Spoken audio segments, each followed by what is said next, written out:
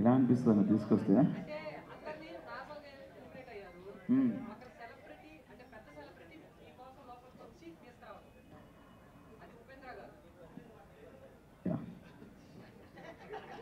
అదొక హఠాత్ పరిణామం, ఎవరు ఊహించింది. బట్ నేను ఊహించాను వచ్చేస్తా అని చెప్పేసి.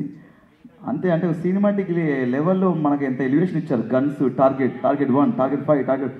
ఎందుకురా ఇంత ఆగమవుతుర్రు, నన్ను తీసుకుపోతే ఏంటని చెప్పేసి నా ఫీలింగ్ మనసులో అర్థమైపోయింది. చివరికి గురి మనకే వస్తేనే అయిపోయింది. బట్ అంత గొప్ప హీరో, స్టార్ హీరో మన కోసం వచ్చారు, మనం తీసుకోవడానికి వచ్చారని చెప్పేసి చాలా హ్యాపీ ఫీల్ అయ్యాను.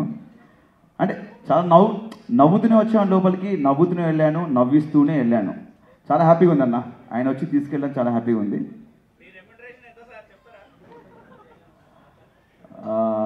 అభిమానులు చూపించే ప్రేమంతా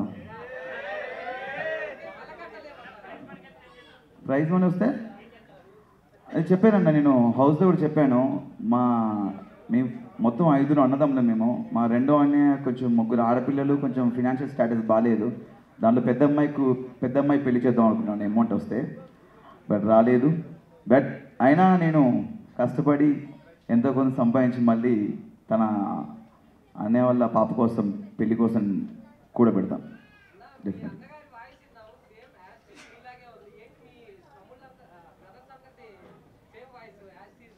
అంతే కదా, అన్నదమ్ములంగా మరి సేమ్ ఉంటుంది. అందరికి ఉండదు. బేసిక్గా మా ఫ్యామిలీ కొంచెం బేస్ వాయిస్ అందరికీ. బేసిక్గా మా ఇంట్లో అందరి వాయిస్ అలా ఉంటుంది. మా పెద్దనే వాయిస్ నా వాయిస్ కొంచెం సేమ్ ఉంటుంది అనమాట. అండ్ మా డాడీ వాయిస్ నా వాయిస్ కొంచెం సేమ్ ఉంటుంది. యష్మి గౌడ్ నీకు ఆవిడ బాగుంటుంది అని చెప్పాను. ఫేవరెట్ కంటే నాకు Rohini, Shivangi, my friend living legend Rohini వచ్చిందా? రోహిణి నా ఫేవరెట్ కంటెస్టెంట్, చాలా అద్భుతంగా ఆడింది. మీరు 14th వీక్ చూసినట్టయితే ఒక టాస్క్లో తనకు చాలా అవసరం అని చెప్పేసి ఆ గేమ్లో కూడా ఫ్లాగ్ ఇవ్వడం జరిగింది. చాలా బాగా ఆడింది. తను కూడా ఉంటే బాగుంది అనిపించింది ఫినాల్లో. బట్ తను నేను ఇద్దరం వేరు కాదు, ఇద్దరం ఒకటే. నేను కానీ ఎవరైనా సరే ఆ ప్లేస్లో ఒక కామెడియన్ ఎవరున్నా కూడా తను వెళ్ళినా నేను వెళ్ళినా హ్యాపీ ఫీల్ అయ్యేవాడిని. బట్ నేను వెళ్ళాను.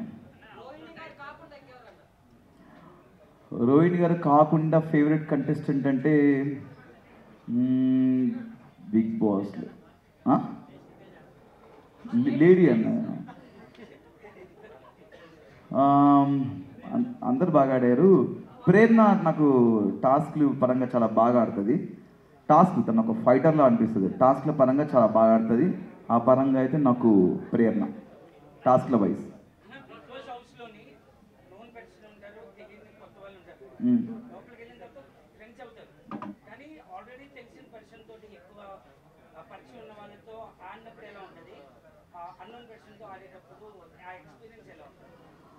బేసిక్గా అదే, ఇప్పుడు మన నబిల్ విషయానికి వస్తే ఇది ఇన్ఫ్లుయెన్సర్, సోషల్ మీడియా నుంచి వచ్చాడు, మంచి వ్యక్తి. నాకు లోపలికి వెళ్ళిన తర్వాత లైక్ నిఖిల్, విష్ణుప్రియ వీళ్ళందరూ నాకు తెలుసు. వాళ్ళతో ముందు నుంచి నాకు ఫ్రెండ్షిప్ ఉంది. విష్ణుప్రియతో నాకు ఎలా ఉందో ఒక 7 to 8 years నుంచి ఫ్రెండ్షిప్ ఉంది. బట్ నేను లోపలికి వెళ్ళే ఎక్కువ ఫ్రెండ్షిప్ నబిల్తో ఫ్రెండ్షిప్ అయింది నాకు. అంటే ఆయన మాట్లాడే విధానం కానీ, ఏం కాకా, ఏం సంగతే డార్లింగ్ అనుకుంటా మాట్లాడుతుంటే ఏదో మన దోస్తుగాడు మాట్లాడి అనిపించింది. అందుకే నాకు నబిల్తో ఫ్రెండ్షిప్ అనేది కొంచెం వీళ్ళందరితో ఇంతకుముందు వాళ్ళతో ఫ్రెండ్షిప్ చేశాను. నాకు తెలుసు వాళ్ళ బిహేవియర్ ఏంటి ఏదన్నా నాకు అన్నీ తెలుసు. కాబట్టి నబిల్తో అనేది కొంచెం కొత్తగా అనిపించింది. విష్ణుప్రియ మంచి ఫ్రెండ్, నైస్ పర్సన్, మంచి టాలెంటెడ్. అంటే ఒక్కొక్కరి ఒక గేమ్ స్టైల్ ఉంటుందన్న. తన పరంగా తను ఒక విధంగా ఆడుకుంటూ వెళ్ళింది. తన ఆట అది. తన ఆట గురించి మనం చెప్పలేం, ఎందుకంటే వాళ్ళ స్ట్రాటజీలు వాళ్ళకు ఉంటాయి, వాళ్ళ గేమ్ ప్లాన్స్ వాళ్ళకు ఉంటాయి. కాబట్టి ఒకరి ఆట గురించి చెప్పే అంత గొప్పవాడిని కాదు నేను అన్న. తను బయట ఎలా ఉందో లోపల కూడా అలా ఉందన్న. తను అలానే కొంచెం నవ్వుతూ సరదాగా ఫన్నీగా ఉంటూ, నేను చాలాసార్లు చెప్పాను హౌస్లో కూడా, నువ్వు బయట ఎలా ఉన్నావు లోపల కూడా అలా ఉన్నావు అని చెప్పాను నేను.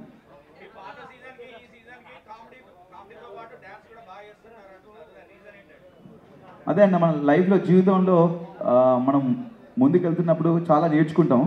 నేను కూడా కామెడీలో కానీ ఒక యాక్టర్గా, ఒక నటుడిగా నేను చాలా నేర్చుకుంటూ ముందుకెళ్తున్నాను లైఫ్లో. అప్పుడు సీజన్ 4 ఉన్నప్పుడు మనకంత తెలీదు. అందరికి ఎవరికైనా సరే మీరు లైవ్లో ఒక యాక్టర్ కానీ ఒక కెమెరామ్యాన్ కానీ మనకు మార్కెట్లో కొత్త కొత్త డిఫరెంట్ స్టిల్స్ తీస్తుంటారు, కొత్త కొత్త యాంగిల్స్ పెడుతుంటారు. మీరు ముందుకెళ్తున్న కొద్దీ మేము అంతే కొన్ని నేర్చుకుంటాం లైఫ్లో. ఆ నేర్చుకున్నవే సీజన్ 8లో నేను చూపించాను అంతే. ఏం లేదన్నా, బేసిక్గా మనం ఏ ప్లాన్ చూసుకున్నా కూడా వేస్ట్ ఆడ. ఎందుకంటే ప్రతి వారం ప్రతిరోజు అంత కొత్తగా ఉంటాడు. వాళ్ళకు పెట్టే టాస్క్ మనకు తెలియదు, వాళ్ళు ఆడించే ఆటలు మనకు తెలియదు. అదంతా బిగ్ బాస్ ఆడించే ఆట.